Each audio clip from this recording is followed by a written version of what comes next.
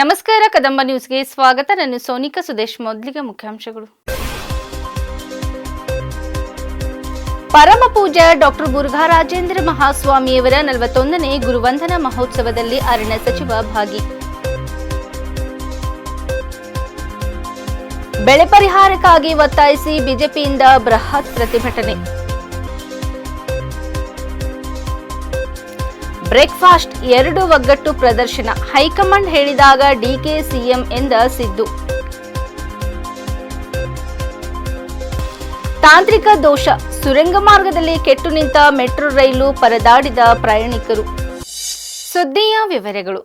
ಮುಗುಳ್ಖೋಡ ಜೀಡ್ಗ ಮಠದ ಪೀಠಾಧಿಪತಿಗಳು ಪರಮ ಪೂಜ್ಯ ಶ್ರೀ ಶ್ರೀ ಷಡಕ್ಷರಿ ಶಿವಯೋಗಿ ಡಾಕ್ಟರ್ ಮುರುಘರಾಜೇಂದ್ರ ಮಹಾಸ್ವಾಮಿಗಳವರ 41ನೇ ಗುರುವಂದನಾ ಮಹೋತ್ಸವದಲ್ಲಿ ಅರಣ್ಯ ಸಚಿವರಾದ ಈಶ್ವರ್ ಖಂಡ್ರೆ ಭಾಗವಹಿಸಿದರು. ಪೂಜ್ಯರ ದಿವ್ಯ ಸಾನ್ನಿಧ್ಯದಲ್ಲಿ ಭಕ್ತಿಯ ನಮನಗಳನ್ನು ಸಲ್ಲಿಸಿ ಪೂಜ್ಯರ ಆಶೀರ್ವಾದ ಪಡೆದರು. ಸಮಾಜ ಸೇವೆಯ ಮೂಲಕ ಜನಜಾಗೃತಿ, ಧಾರ್ಮಿಕ ಮೌಲ್ಯಗಳ ಬೆಳವಣಿಗೆ ಮತ್ತು ಮಾನವೀಯತೆ ಸಾರುವ ಮಠದ ಪವಿತ್ರ ಸೇವಾ ಪರಂಪರೆ ಸದಾ ಸ್ಫೂರ್ತಿದಾಯಕವಾಗಿದೆ.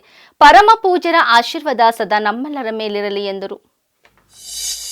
ರೈತರ ಸಮಸ್ಯೆಗಳನ್ನು ಪರಿಹರಿಸಲು ವಿಫಲವಾಗಿದೆ ಎಂದು ಆರೋಪಿಸಿ ಭಾರತೀಯ ಜನತಾ ಪಾರ್ಟಿ ರೈತ ಮೋರ್ಚಾ ವತಿಯಿಂದ ಇಂದು ನಗರದಲ್ಲಿ ಕಾಂಗ್ರೆಸ್ ಸರ್ಕಾರದ ವಿರುದ್ಧ ಬೃಹತ್ ಪ್ರತಿಭಟನೆ ನಡೆಸಲಾಗಿತ್ತು.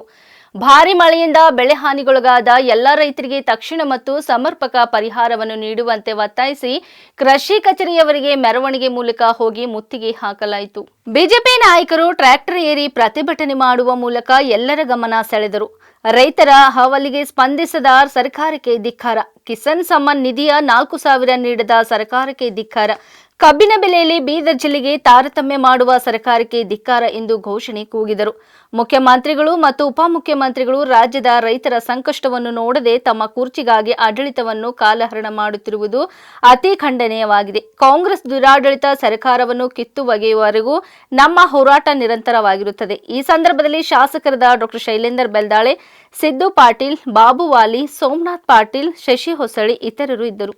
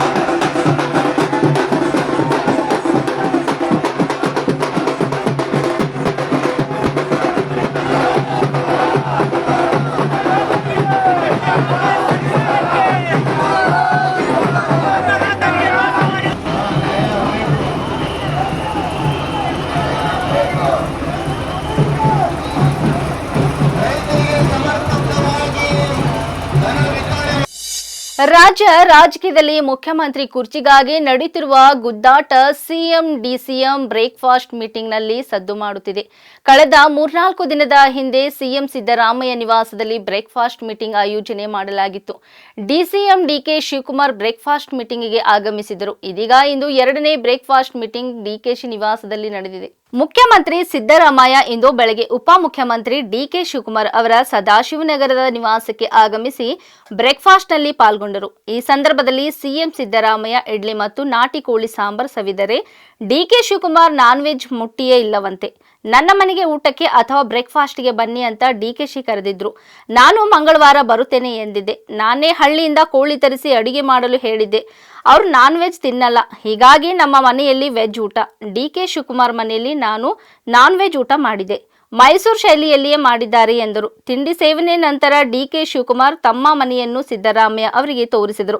ಸದಾಶಿವನಗರದಲ್ಲಿರುವ ಡಿಕೆ ಶಿವಕುಮಾರ್ ಅವರ ನಿವಾಸದಲ್ಲಿ ನಡೆದ ಉಪಹಾರ ಸಭೆಯ ಬಳಿಕ ಸುದ್ದಿಗಾರರೊಂದಿಗೆ ಮಾತನಾಡಿದ ಮುಖ್ಯಮಂತ್ರಿ ಸಿದ್ದರಾಮಯ್ಯ, ಉಪಹಾರ ಸಭೆಯಲ್ಲಿ ಪಕ್ಷ ಹಾಗೂ ಸರ್ಕಾರದ ವಿಚಾರ ಕುರಿತು ಚರ್ಚೆ ಮಾಡಿದ್ದೇವೆ. ಡಿಸೆಂಬರ್ 8ರಿಂದ ಬೆಳಗಾವಿಯಲ್ಲಿ ಚಳಿಗಾಲದ ಅಧಿವೇಶನ ಪ್ರಾರಂಭವಾಗಲಿರುವ ಹಿನ್ನೆಲೆಯಲ್ಲಿ ಸಭೆ ನಡೆಸಿದ್ದು, ವಿಪಕ್ಷಗಳು ಯಾವುದೇ ವಿಚಾರ ಪ್ರಸ್ತಾಪಿಸಿದ್ರೂ ಎದುರಿಸುತ್ತೇವೆ ಎಂದರು. ಈ ಮಧ್ಯೆ ಡಿಕೆ ಶಿವಕುಮಾರ್ ಯಾವಾಗ ಸಿಎಂ ಪ್ರಶ್ನೆಗೆ ಉತ್ತರಿಸಿದ ಮುಖ್ಯಮಂತ್ರಿ ಸಿದ್ದರಾಮಯ್ಯ ಹೈಕಮಾಂಡ್ ಹೇಳಿದಾಗ ಎಂದರು.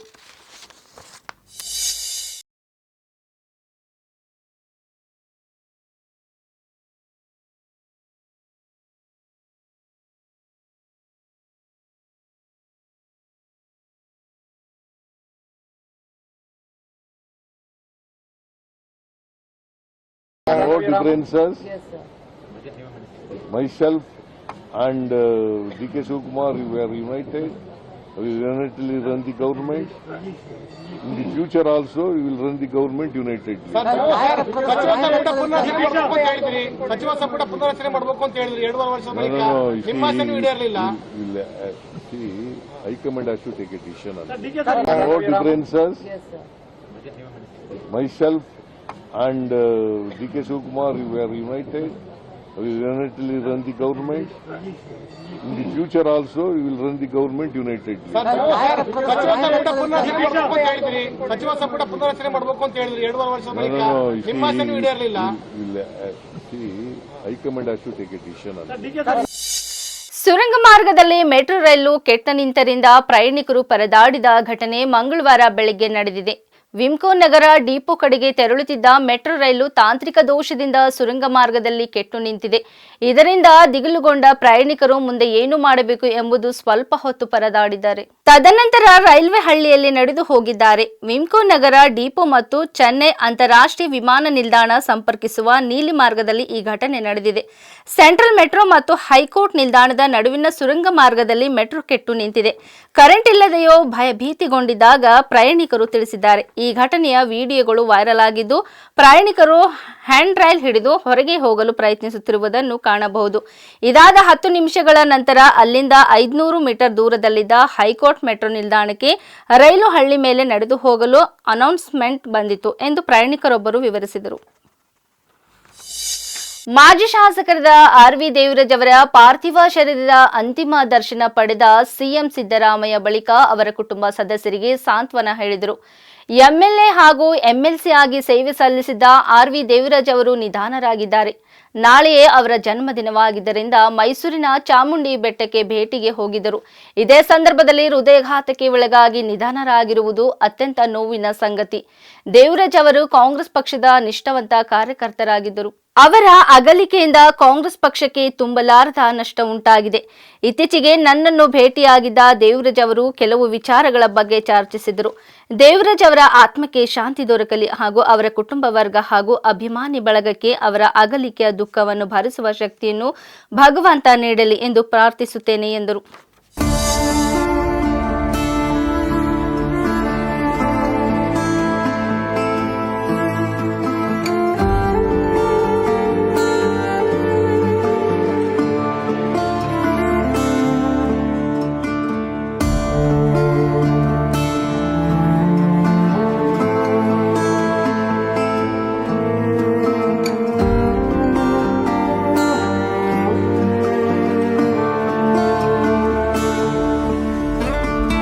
ಆರ್.ವಿ. ದೇವರಾಜ್ ಅವರು MLA ಆಗಿದ್ದವರು, MLC ಆಗಿದ್ದವರು. ಅವರು ನಿಧನ ಆಗಿರ್ತಕ್ಕಂಥದ್ದು ಬಹಳ ದುಃಖದ ವಿಚಾರ.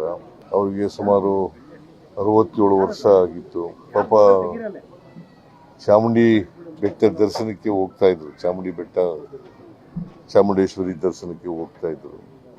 ಆ ಸಂದರ್ಭದಲ್ಲಿ ಅವರು ಹೃದಯಘಾತಕ್ಕೆ ಒಳಗಾಗಿರ್ತಕ್ಕಂಥದ್ದು ಬಹಳ ನೋವಿನ ಸಂಗತಿ. ನಾಳೆ ಅವರು ಹುಟ್ಟಿದಬ್ಬ, ಅದಕ್ಕೋಸ್ಕರ ಆ ಹುಟ್ಟಿದ ಹಬ್ಬದಕ್ಕೋಸ್ಕರವಾಗಿ ಚಾಮುಂಡೇಶ್ವರಿ ದೇವಿಯನ್ನ ದರ್ಶನ ಮಾಡಲಿಕ್ಕೆ ಹೋಗ್ತಾ ಇದ್ರು, ಪೂಜೆ ಮಾಡಿಸ್ಲಿಕ್ಕೆ. ಆ ಸಂದರ್ಭದಲ್ಲಿ ಮೈಸೂರಿನಲ್ಲಿ ನಿಧನರಾಗಿರ್ತಕ್ಕಂಥದ್ದು ಬಹಳ ನೋವಿನ ಸಂಗತಿ. ದೇವರಾಜು ಅವರು ಒಬ್ಬ ಪಕ್ಷದ ನಿಷ್ಠಾವಂತ ಕಾರ್ಯಕರ್ತ. ಅವರ ಅಗಲಿಕೆಯಿಂದ ಪಕ್ಷಕ್ಕೆ ದೊಡ್ಡ ಹೊಡೆತ ಬಿದ್ದಿದೆ. ಮೊನ್ನೆ ಈಗ ಒಂದು ವಾರದ ಹಿಂದೆ ಬಂದಿದ್ರು, ನನ್ನ ಭೇಟಿ ಮಾಡಿದ್ರು. ಕೆಲವು ಟ್ರಾನ್ಸ್ಫರ್ಗಳ ಬಗ್ಗೆ, ಇನ್ಸ್ಪೆಕ್ಟರ್ಗಳ ಬಗ್ಗೆ, ಪೊಲೀಸ್ ಇನ್ಸ್ಪೆಕ್ಟರ್ಗಳ ಬಗ್ಗೆ ಬಂದಿದ್ರು. ನಾನು ಮಾಡುವಾಗ ಮಾಡ್ಕೊಡ್ತೀನಪ್ಪ ಅಂತ ಹೇಳಿದ್ದೆ. ಸೊ ಇವ್ರಿಗೆ ಈಗ 3 ದಿನಗಳ ಹಿಂದೆ ಭೇಟಿಯಾಗಿದ್ರಂತೆ. ಅದು ಅವ್ರಿಗೂ ಪಕ್ಷದ ವಿಚಾರವಾಗಿ ಬಹಳ ನಿಷ್ಠಾವಂತ ಕಾರ್ಯಕರ್ತ. ಸೊ ಅವರನ್ನ ಅಗಲಿಕೆ ಬಹಳ ನೋವಾಗಿದೆ. ಅವರ ಆತ್ಮಕ್ಕೆ ಚಿರಶಾಂತಿ ದೊರಕಲಿ ಅಂತೇಳಿ ಪ್ರಾರ್ಥನೆ ಮಾಡ್ತೀನಿ. ಅವರ ಅಪಾರವಾದಂಥ ಅಭಿಮಾನಿಗಳಿದ್ದಾರೆ. ಅವರ ಎಲ್ಲ ಅಭಿಮಾನಿಗಳಿಗೆ, ಅವರ ಕುಟುಂಬ ವರ್ಗದವರಿಗೆ ಅವರ ಸಾವಿನ ದುಃಖವನ್ನು ಭರಿಸ್ತಕ್ಕಂಥ ಶಕ್ತಿ ಕೊಡಲಿ ಅಂತೇಳಿ ಪ್ರಾರ್ಥನೆ ಮಾಡ್ತೀನಿ. ಬೀದರ್ ನಗರ ಜಿಲ್ಲಾ ಪಂಚಾಯಿತಿ ಆವರಣದಲ್ಲಿ ಸ್ಥಾಪಿಸಲಾದ ಅಕ್ಕ ಕೆಫೆ ಉಪಹಾರ ಗೃಹವನ್ನು ಜಿಲ್ಲಾ ಉಸ್ತುವಾರಿ ಸಚಿವರಾದ ಈಶ್ವರ್ ಖಂಡ್ರೆ ಅವರು ಉದ್ಘಾಟಿಸಿದರು. ಕಾರ್ಯಕ್ರಮದಲ್ಲಿ ಮಾತನಾಡಿದ ಸಚಿವರು, ಕೌಶಲ ಅಭಿವೃದ್ಧಿ, ಉದ್ಯಮಶೀಲತೆ ಮತ್ತು ರಾಷ್ಟ್ರೀಯ ಜೀವನ ಉಪಾಯ ಅಭಿಯಾನಗಳಡಿ ಗ್ರಾಮೀಣ ಹಾಗೂ ನಗರ ಪ್ರದೇಶಗಳ ಮಹಿಳೆಯರನ್ನು ಸ್ವಾವಲಂಬಿಯಾಗಿಸಲು ಮತ್ತು ಸ್ವಾವಲಂಬಿ ಉದ್ಯಮಗಳತ್ತ ಪ್ರೇರೇಪಿಸಲು ಅಕ್ಕ ಕೆಫೆ ಉಪಕ್ರಮವನ್ನು ಜಾರಿಗೆ ತಂದಿರುವುದಾಗಿ ತಿಳಿಸಿದರು. ಅಕ್ಕ ಕೆಫೆಗಳನ್ನು ಮಹಿಳಾ ಸ್ವಸಹಾಯ ಗುಂಪುಗಳೇ ನಿರ್ವಹಿಸುತ್ತಿದ್ದು, ಸಾರ್ವಜನಿಕರಿಗೆ ಶುಚಿ, ಪೌಷ್ಟಿಕ ಹಾಗೂ ರುಚಿಕರ ಆಹಾರವನ್ನು ಸದರಿ ಕೇಂದ್ರದಲ್ಲಿ ಒದಗಿಸಲಾಗುವುದು. ಮಹಿಳಾ ಸಬಲೀಕರಣದ ದೆಸೆಯಲ್ಲಿ ಇದು ಮಹತ್ವದ ಹೆಜ್ಜೆ ಆಗಿದ್ದು, ಸಾರ್ವಜನಿಕರು ಈ ಉಪಕ್ರಮದ ಸದುಪಯೋಗ ಪಡೆಯುವ ಜೊತೆಗೆ ಮಹಿಳೆಯರ ಆರ್ಥಿಕ ಶಕ್ತೀಕರಣಕ್ಕೆ ಬೆಂಬಲ ನೀಡಬೇಕೆಂದು ಅವರು ಹೇಳಿದರು. ಇಲ್ಲಿವರೆಗೆ ಸುದ್ದಿ ಕೊಟ್ಟಿದ್ದು ನಾನು ಸೋನಿಕಾ ಸುದೇಶ್. ಮುಂದಿನ ಸುದ್ದಿಯೊಂದಿಗೆ ಮತ್ತೆ ಭೇಟಿಯಾಗೋಣ. ವಂದನೆಗಳು.